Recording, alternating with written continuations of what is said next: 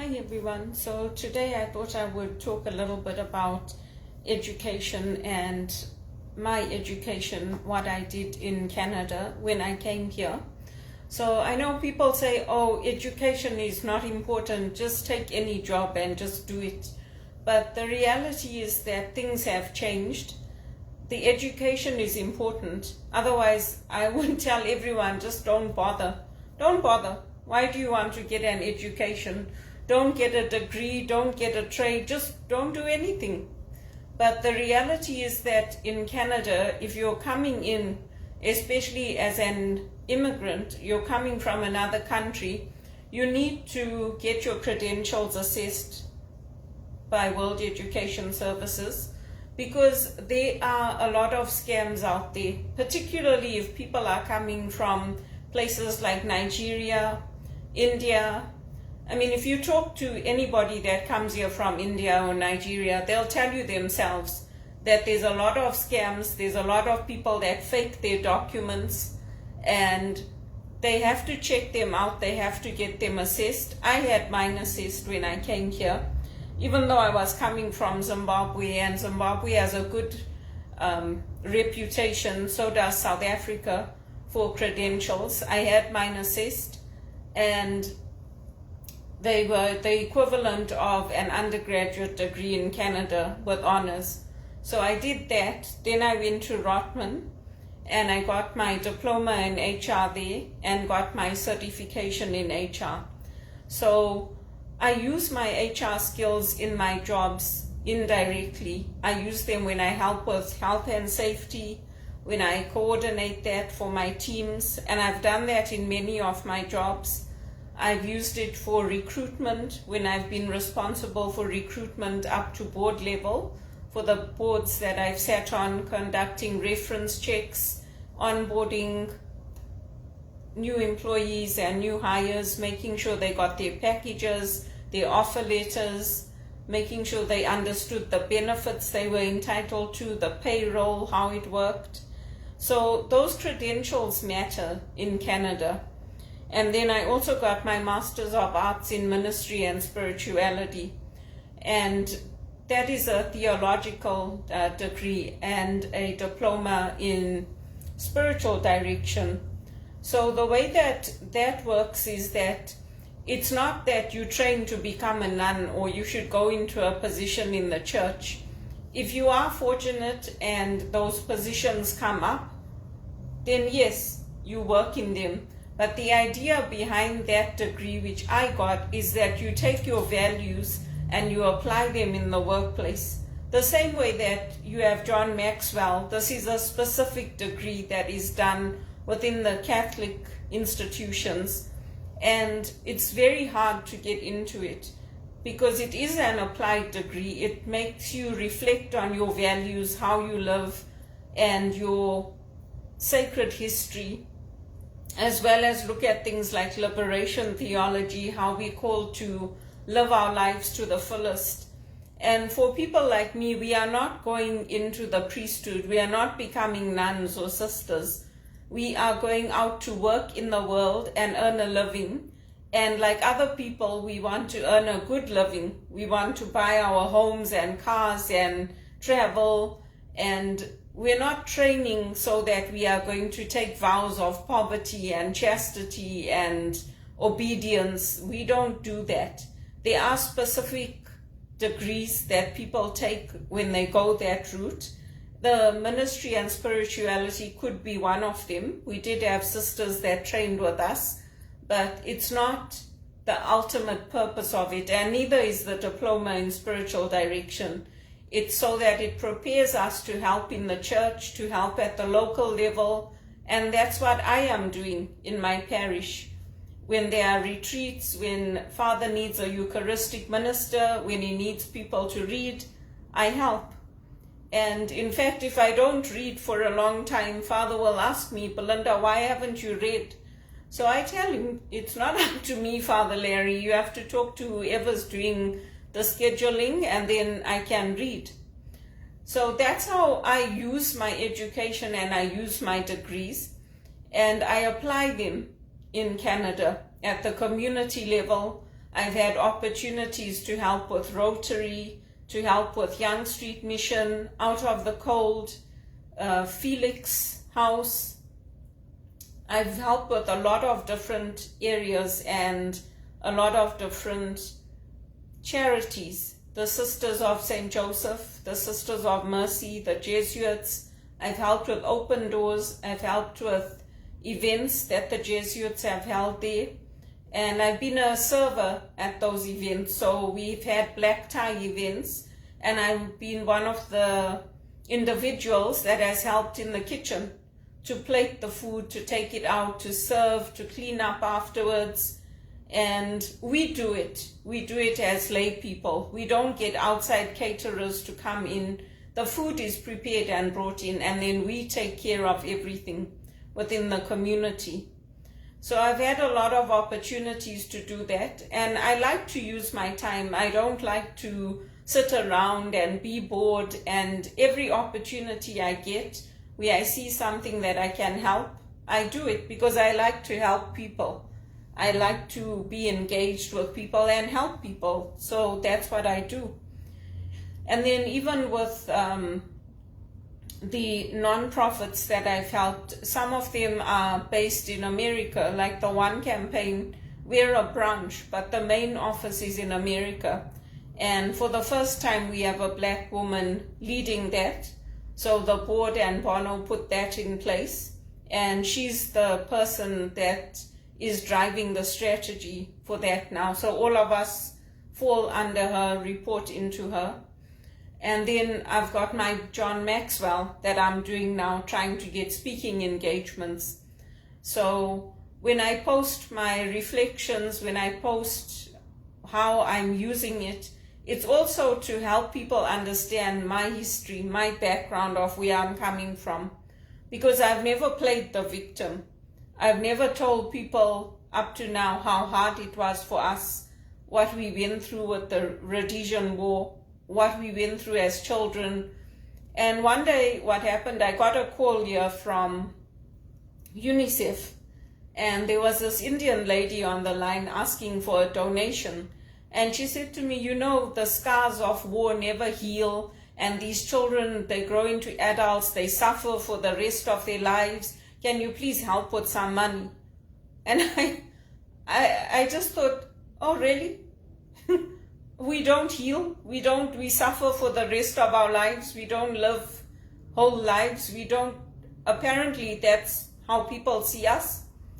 And I just said to her, you know what, I lived through a war, the Rhodesian War, and I survived that, and I've gone on to have a job, to be a university graduate, and to contribute to my community in Canada, in Zimbabwe, in South Africa. So I don't think that that's the right message that you're sending.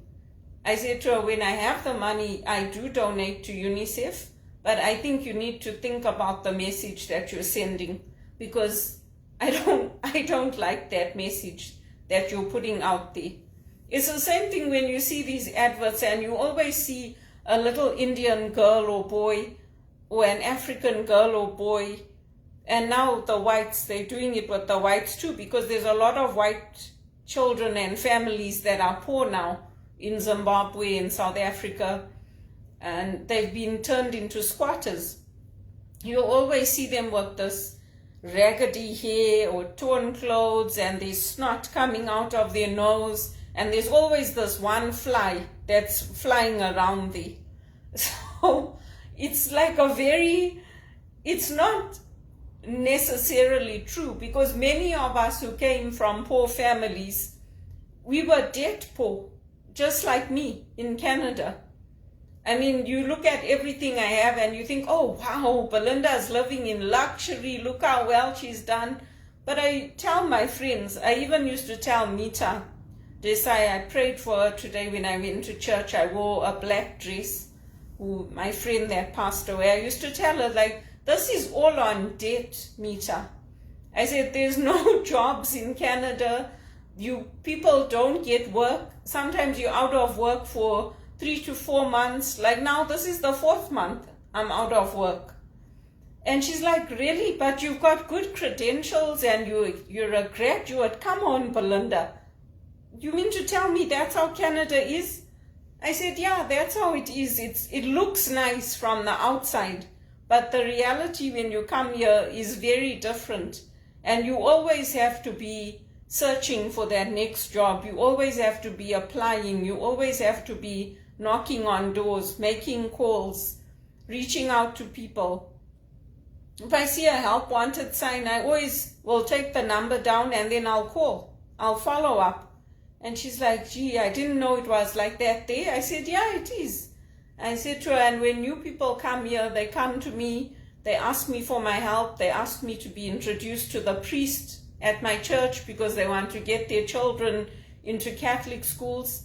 And I tell them, as long as you are practicing Catholic, then yes, I can take you to Father Larry and I can introduce you. But if you're not practicing and you want to get your child into a Catholic school or you want to get married by a Catholic priest and you're not going to church, then I can't help you because you have to be practicing. In our church, you don't just get married. There's a long process. There's classes that you have to go through. There's a discernment process, and you have to be open and honest with each other. So I use my skills in that way as well. And I've helped a lot of people, even in the condo building where I live. Some of them have moved on. One of the persons that I helped, Oliver, he's now in a director position at TD. So I've helped a lot of people, and that's what I do. That's how I use my education and skills, and that's how you have to do it to build your credibility in Canada. And you have to do it because when those good jobs do come up, we have to be ready, because nobody invests in you here. You have to do it by yourself. There's nobody that's going to say, oh, I'll help you with your MBA, or I'll help you with your master's, I'll give you some money towards it. Nobody is going to do that for you here. So it is hard. I've had a lot of friends who have said to me, even the security guards that work here, they're like, we want to go back to India. I said, are you sure? And they're like, yeah, we didn't think it would be like this when we came here. We thought we would just land in good paying jobs and we didn't think we'd have to start in minimum wage. I said, well, even I earn minimum wage and I've been here 20 years. So, it really depends on if that's what you want, then yes, you should go back. If there's better options for you in India or in Nigeria or Egypt. So a lot of people do go back because the cultural differences are also there that we have to get used to and that we have to adapt to. So that's how it goes. And then there's also the diversity training, because here, there's a growing number of the population that is going to land up disabled. Not only because of what they're putting in our foods, a lot of people are getting cancer. You'll hear of every second or third person getting cancer. It's because of the DDT that they used in the foods. And the idea was, we'll just have all the foreign countries like Brazil and Africa and all of them, they'll grow the substandard foods and they'll eat it. But what happens is that those substandard foods get imported to Canada and the US, and then we eat them. And so our crimes, whatever bad things we're doing to those people over there, those crimes over there all come back here. And then people here are suffering and dying. So that's how it goes. I mean, if you're gonna do good for everyone. If you're gonna do bad, it always comes back on us. And they did it even, I was saying in one of my posts, they treat us like prostitutes, because they do. They lean over you, you're a woman, you're sitting at your desk, they lean over you and talk to you. And it's like, hello, this is my space, that's your space. Stay over there, talk to me here. You don't have to touch me when you're talking to me. There's all these things that come into play. So it's a very hard adjustment to make, because especially those of us who come from Zimbabwe, you know how the schools are like. You know how prim and proper we are. You know how we're taught to be eloquent, how we're taught to speak and pronounce our words. All those things get criticized when you come here. So there's an adjustment that you go through. And even like the way our parents brought us up, our grandparents, you know, I mean, we didn't grow up with this notion that, oh, if a woman can't or doesn't want to get married, she must become a nun, or you must give the child to the temple, the Hindu temple or the church, and risk them becoming prostitutes or risk them being sexually abused, or, you know, this notion that people can pour acid into our eyes. We didn't grow up with any of that. In fact, it was the exact opposite. When we went to India, our mothers, our aunts, our uncles, they made sure that the transvestites stayed away from us. You see them coming, they used to say, come inside, close the door. And say, why? They're not going to do it. They're like, no, those people will take you and they'll put you into prostitution or they'll put you into slavery. So we were educated in that. We knew what could happen to us. And when we went out, our parents knew we were going out. We didn't hide anything from them. If we were going to a party, a rave party, they call it a rave party today, to our discos by the river, they knew we were going. And we were going with friends. It was fine. So even you see I'm wearing shorts like this. This is fine. There's no problem with it if you come from Zimbabwe. You can wear even shorter shorts. You can put pictures of you in your swimsuit on LinkedIn. The Zimbabweans are fine with it. All the athletes do it. So there's nothing wrong with it. We don't come from this shame and honor culture like this. In Zimbabwe, people accept, and they accepted us as we were. So I'm talking about me and my family. I'm not talking about anybody else. I'm talking about me. And even when I go up and swim, I swim fast. I'm not going up there just to do casual laps. I'm going up there to exercise and to lose weight and to get fit. So I use all my education. I use everything I learned from Zimbabwe, my swimming, my track, my walking. I use all of that. Eating healthy. I use everything that I've educated myself on. And I cook with all my Indian spices and foods. I use them when I cook. So we don't leave the past behind us. And we say in the Catholic tradition, that's all we have is the gift of memory. We don't know what's going to happen tomorrow. You can go to all the psychics and you can go to all the fortune tellers and seers and ask them. You get people that read the astrology, the signs of the times. Those are all guideposts. Nobody can see the future. The only future that's certain are the predictions of the Bible, because they've all come true and they will all come true. And history is repeating itself now with the rise of the right wing in Europe, with what's happening in Canada. I mean, educated people can't get jobs. People are leaving this country to go to America because they can't get jobs like me. They're sitting at home. So that's about education, how I use my degrees, my diploma in spirituality, Ignatian spirituality, my master's, my HR designation, my BCom honors in business economics. I use all that in my work. So none of it was wasted. But it was hard getting it. I worked and studied from the time I was we used to help in the shop when we were kids. I worked in high school. I worked at university in South Africa. I worked here in Canada. So I didn't just sponge off people. I did my share, but things are hard. So a lot of families are helping people. But I don't sit around and wait for the perfect opportunity. If I was a millionaire and I had all the money in the world, I would wait for the perfect opportunity. But unfortunately, my life is not like that. So I do whatever I can do, and I keep applying for jobs. And that's what you have to do. You have to use your education wherever you can in Canada. And hopefully I'll get back into those good paying jobs like I had in the banks, paying $35 an hour upwards. Because those jobs are there, but it's getting that break, getting that opportunity. So let's see. Hopefully it will come.